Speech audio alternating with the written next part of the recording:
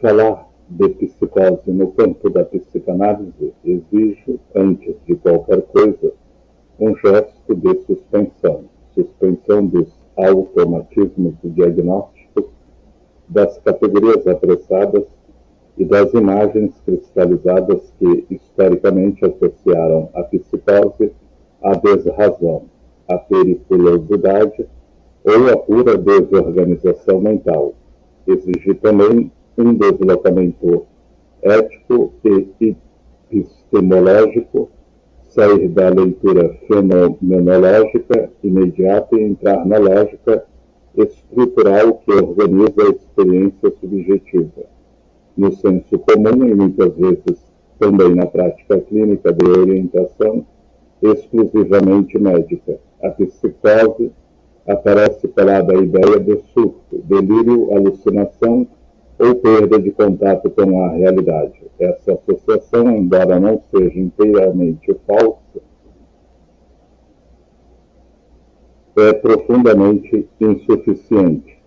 Ela reduz a psicose ao seu momento mais visível e espetacular, ignorando aquilo que, para a psicanálise, é essencial: o modo como o sujeito se constitui na linguagem e se inscreve ou não no campo simbólico.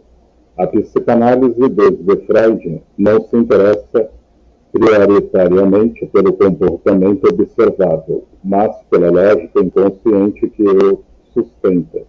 Não se trata de perguntar apenas o que o sujeito faz, mas como ele está estruturado para fazer, de que lugar ele fala e qual é a posição que ocupa em relação ao outro. É nesse ponto que a noção de estrutura se impõe como operador clínico fundamental. Quando dizemos que a psicose é uma estrutura, estamos afirmando que ela não é um acidente, um episódio isolado ou um simples desequilíbrio químico. Trata-se de uma forma específica de organização da subjetividade que atravessa toda a existência do sujeito, esteja ele em surto ou não. Um sujeito psicótico pode passar longos períodos sem apresentar fenômenos clássicos e ainda assim manter intacta sua estrutura. Esse deslocamento é decisivo porque rompe com a ideia de que a psicose seria apenas uma falha a ser corrigida ou um déficit a ser compensado. Ao contrário, a psicanálise propõe que a psicose é uma resposta possível à entrada do sujeito na linguagem, uma resposta marcada por um impasse estrutural na simbolização da lei do desejo e da falta.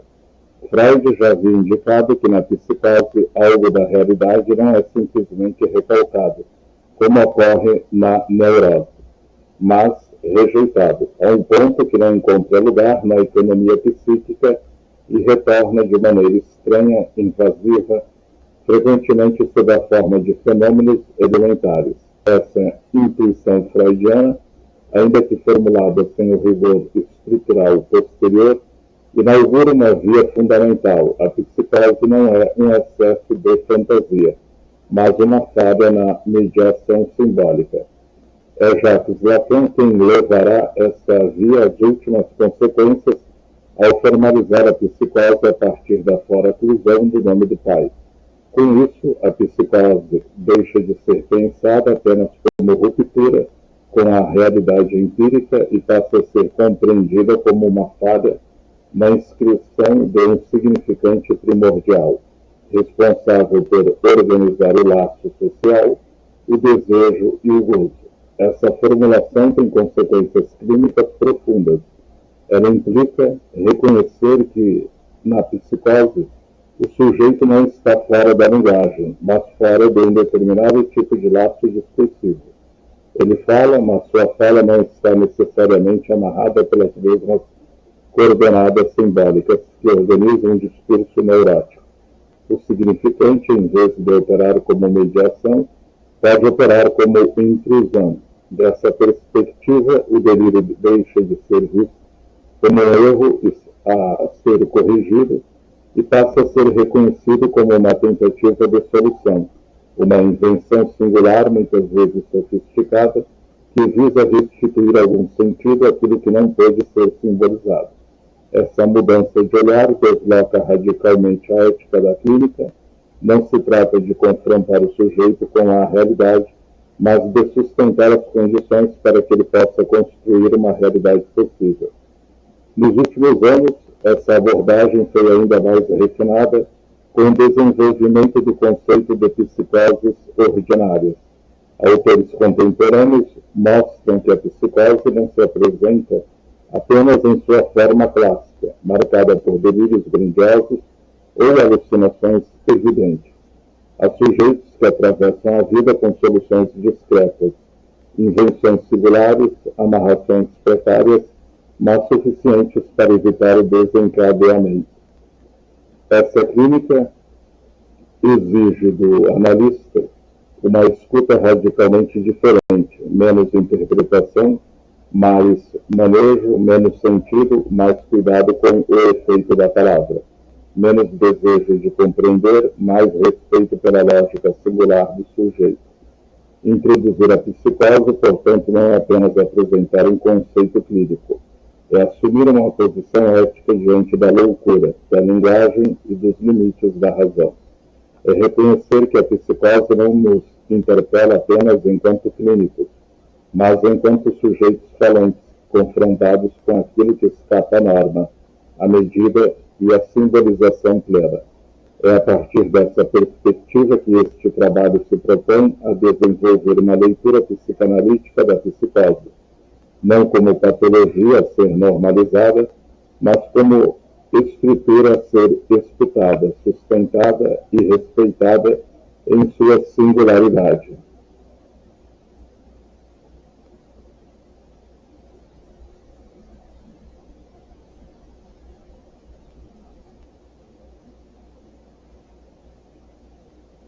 O que é psicose na psicanálise? Estrutura, linguagem e real. Quando falamos de psicose na psicanálise, é fundamental começar desfazendo um equívoco bastante comum, inclusive entre profissionais da saúde mental.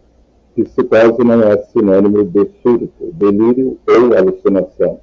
Esses fenômenos podem aparecer, e muitas vezes aparecem, mas não definem por si só a estrutura psicótica. A psicanálise não parte do fenômeno visível, do comportamento ou do sintoma isolado. Ela parte da posição do sujeito frente à linguagem, à lei e ao outro. É essa posição estrutural que organiza a experiência subjetiva, independentemente do sujeito estar ou não em surto. Isso implica uma mudança radical da perspectiva em relação aos modelos médico-psiquiátricos tradicionais, enquanto estes tendem a classificar a psicose a partir da presença de sintomas positivos, delírios, alucinações ou negativos, embotamento afetivo, retraimento. A psicanálise pergunta como esse sujeito está inserido no campo simbólico. Qual é a relação que ele estabelece com a palavra, com a lei e com o desejo do outro. Freud, a ruptura com a realidade. Sigmund Freud foi o primeiro a indicar que na psicose ocorre algo estruturalmente distinto do que se observa na neurose. Em textos fundamentais, como as Neuropsicoses de Defesa, de 1894, e a perda da realidade na neurose e na psicose, de 1924, Freud formula uma diferença decisiva entre os mecanismos psíquicos.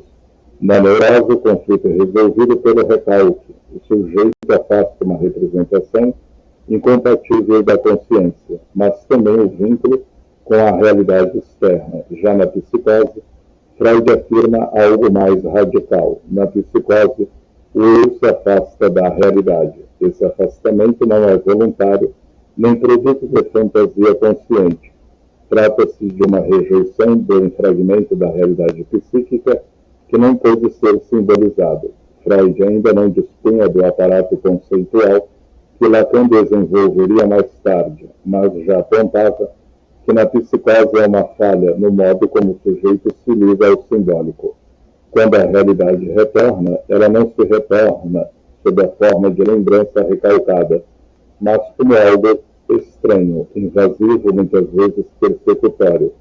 É nesse ponto que surgem os delírios e as alucinações, não como causa, mas como consequência dessa ruptura estrutural. Lacan afora a oclusão do nome do pai. É Jacques Lacan quem oferece a formalização decisiva da psicose como estrutura clínica em seu seminário 3, As Psicoses. Lacan introduz o conceito central de fora-oclusão do nome do pai. Fora-oclusão não é repressão, não é esquecimento, não é trauma recalcado. Trata-se da não inscrição no campo simbólico de um significante fundamental, algo que nunca entrou na cadeia significante e, portanto, não pode retornar como recalcado. O nome do pai aqui não se refere ao pai biológico nem à figura paterna concreta. Ele designa uma função simbólica, aquela que introduz a lei, o limite, a mediação do desejo e a separação entre o sujeito e o outro. Quando esse significante não se inscreve, o sujeito permanece exposto diretamente ao real, sem a proteção da metáfora paterna. É por isso que Lacan afirma, de maneira contundente, o psicótico está fora do discurso. Isso não significa que o psicótico esteja fora da linguagem. Pelo contrário, ele fala, muitas vezes fala muito. O que está em jogo é que ele está fora do discurso enquanto laço social regulado, fora da amarração simbólica que organiza o gozo e dá consistência à realidade compartilhada, o real e a fragilidade da simbolização. Na psicose, o real não está suficientemente tamponado pelo simbólico. Aquilo que, na neurose, é mediado pela metáfora, pelo recalque, pela fantasia, na psicose, pode irromper de forma direta, sem filtro. Isso explica porque determinadas palavras, olhares ou interpretações podem ter um efeito devastador para o sujeito psicótico. A palavra não funciona como mediação, ela pode funcionar como invasão. O significante não organiza o sentido, ele pode produzir excesso de gozo. É nesse ponto que a clínica da psicose exige extrema prudência. Interpretar como se interpreta o neurótico pode precipitar angústia intensa ou desorganização. O delírio como tentativa de solução. Para a psicanálise, o delírio não é o colapso da razão, ele é uma tentativa de reconstrução do mundo. Freud já havia percebido isso ao analisar o caso Schreber, ao afirmar que o delírio é um esforço de cura. Lacan radicaliza essa posição ao afirmar: o delírio é uma metáfora que tenta suprir a metáfora paterna ausente. Ou seja, diante da falha estrutural, o sujeito inventa uma solução singular para dar sentido ao real que o invade. Muitos sistemas delirantes são extremamente coerentes, complexos e organizados. O problema não é o delírio em si, mas quando ele falha em estabilizar o sujeito. Clinicamente, isso implica uma posição ética muito clara.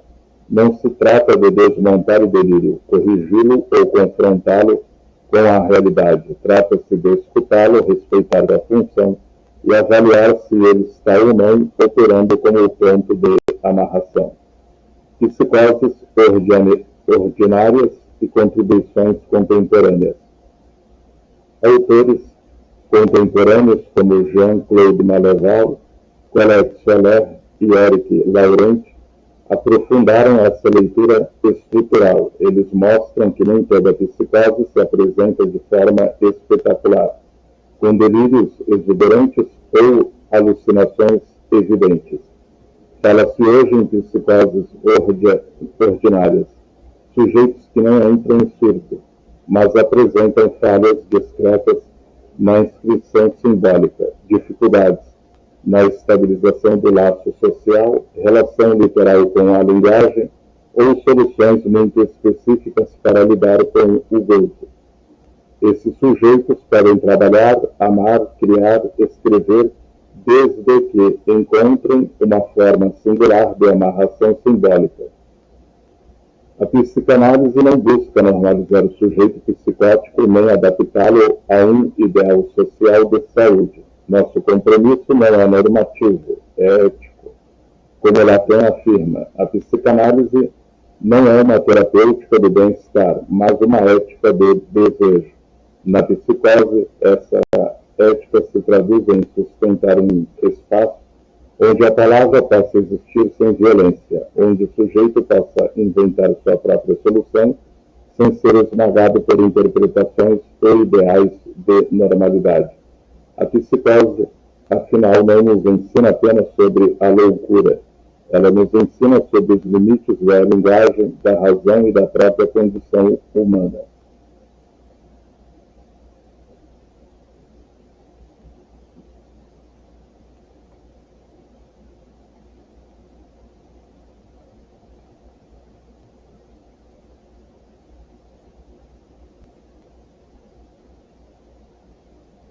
Freud, a ruptura com a realidade. Freud foi o primeiro a perceber que, na psicose, não estamos diante de uma simples intensificação dos conflitos neuróticos, tampouco de uma falha quantitativa do recalque. Trata-se de uma operação psíquica de outra ordem, que afeta diretamente a relação do sujeito com a realidade. Já em As Neuropsicoses de Defesa, de 1894, Freud introduz uma distinção decisiva entre histeria, neurose obsessiva e psicose. Enquanto nas neuroses o conflito se dá entre o eu e o desejo, conflito este administrado pelo recalque, na psicose o embate ocorre entre o eu e a própria realidade.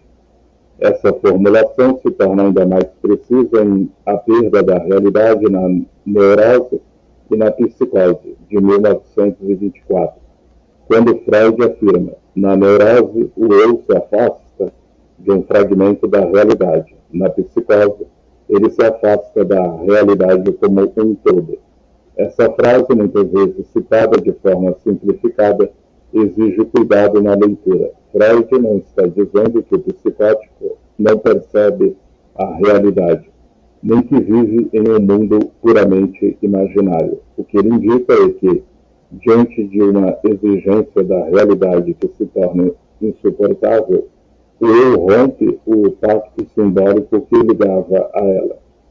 Na neurose, o recalque permite uma solução de compromisso. A realidade permanece reconhecida, ainda que distorcida, deslocada ou recoberta pelo sintoma. Já na psicose, o mecanismo é mais radical, não há compromisso possível. O que ocorre é uma rejeição de um elemento essencial da realidade psíquica. Esse ponto é crucial.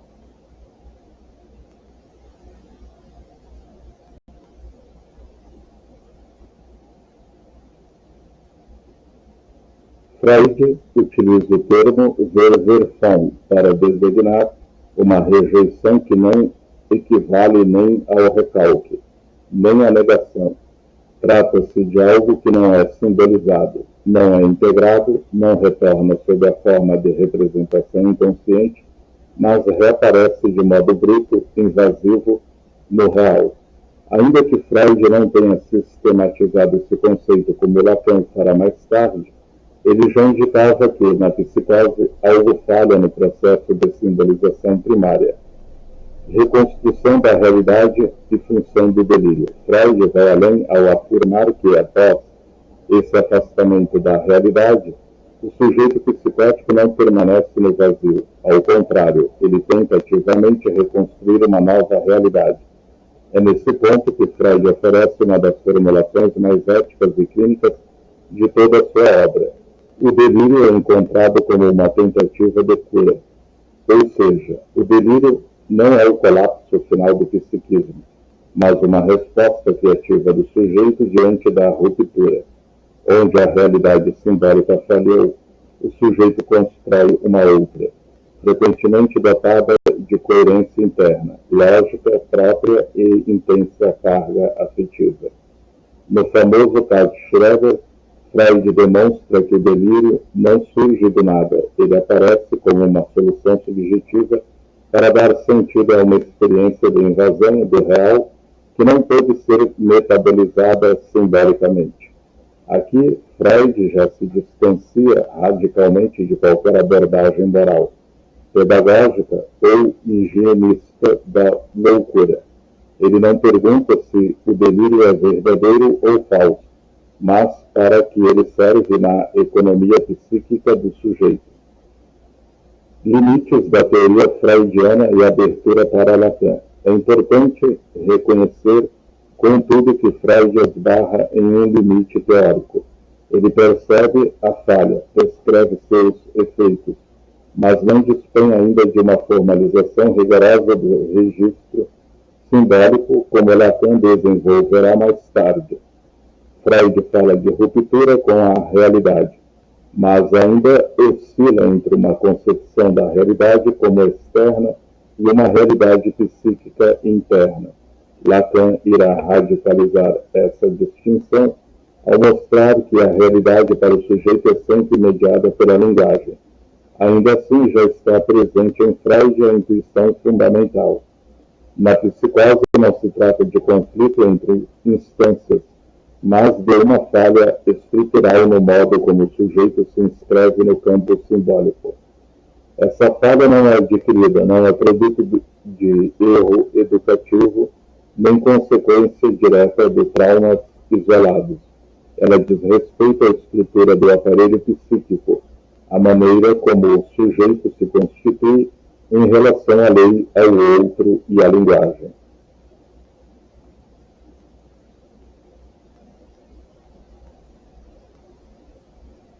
Consequências clínicas. Essa leitura freudiana tem consequências clínicas decisivas.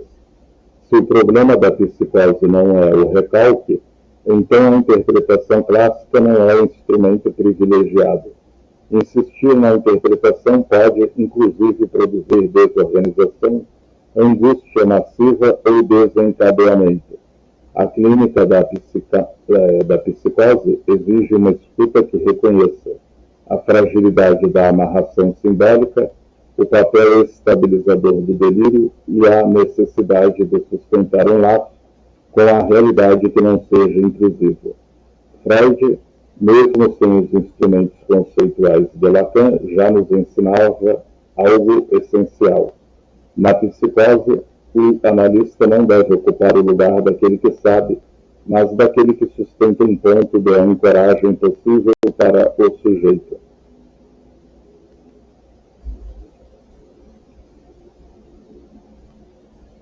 Lacan, a faraclusão do nome do pai. É Jacques Lacan quem fornece à psicanálise a formalização mais precisa e estrutural da psicose. Se Freud havia identificado com extrema lucidez que na psicose ocorre uma ruptura na relação com a realidade, Lacan desloca a questão para um nível mais fundamental, a relação do sujeito com a linguagem e com o simbólico. No Seminário 3, as psicoses de 1955 a 1956, Lacan introduz o conceito que se tornará o eixo de toda a clínica estrutural da psicose. A psicose se estrutura a partir da faraclusão do nome do pai. Essa afirmação não é apenas teórica. Ela redefine radicalmente a forma de estudar, conduzir e sustentar a clínica com sujeitos psicóticos. O que é faraclusão? Faraclusão não deve, em hipótese alguma, ser confundida com recalque, esquecimento ou repressão. No recalque, o significante é inscrito no simbólico e posteriormente afastado da consciência, retornando de maneira deformada no sintoma. Na faraclusão ocorre algo muito mais radical. O significante nunca chegou a ser inscrito no campo simbólico. Isso significa que não há traço, não há marca, não há possibilidade de retorno simbólico. O que foi faracluído não retorna no inconsciente, mas irrompe no real, de forma crua, muitas vezes avassaladora. É por isso que Lacan afirma que, na psicose, Quando o significante fora fluido retorna, ele o faz sob a forma de alucinações, fenômenos elementares, certezas inabaláveis, experiências de invasão do corpo ou da linguagem. Não se trata de interpretação equivocada da realidade, mas de uma falha estrutural na simbolização. O nome do Pai como função simbólica. Um ponto absolutamente central na leitura lacaniana, e frequentemente mal compreendido, é que o nome do Pai não se confunde com o Pai empírico. Não se trata da presença ou ausência do Pai real, da qualidade da função paterna na educação, nem de uma falha moral ou afetiva. O nome do Pai é um significante, uma função simbólica que opera como eixo organizador do desejo e da lei. É essa função que introduz a interdição do incesto, a mediação do desejo, a possibilidade de metáfora e a separação do sujeito em relação ao outro primordial. Lacan afirma que o nome do Pai é o significante que amarra os registros do simbólico, do imaginário e do real. Quando essa amarração falha, os registros deixam de se sustentar de maneira estável. A metáfora paterna e o acesso ao simbólico. Na neurose, o nome do Pai opera por meio da metáfora paterna. Essa metáfora permite que o desejo da mãe seja simbolizado, limitado e deslocado para o campo da linguagem. Na psicose, essa metáfora não se constitui. Isso significa que o sujeito permanece excessivamente exposto ao desejo do outro, sem mediação simbólica suficiente para organizar essa relação. O outro deixa de ser um lugar estruturante da linguagem, passa a ser vivido como um invasivo, persecutório absoluto ou dotado de um saber total. Essa exposição direta ao outro é uma das marcas clínicas mais consistentes da psicose. O real sem amparo simbólico. Quando o nome do Pai não se escreve, o sujeito fica exposto diretamente ao real. E aqui é fundamental compreender o que Lacan chama de real. Não se trata da realidade empírica, mas daquilo que não pode ser simbolizado, do que escapa à linguagem. Na neurose, o real é parcialmente tamponado pelo simbólico. Na psicose, esse tamponamento falha. O resultado é que o real irrompe sem mediação, produzindo experiências que não encontram significação possível no discurso comum. É por isso que o psicótico, frequentemente, não duvida de suas certezas. Não há significante que opere a dúvida.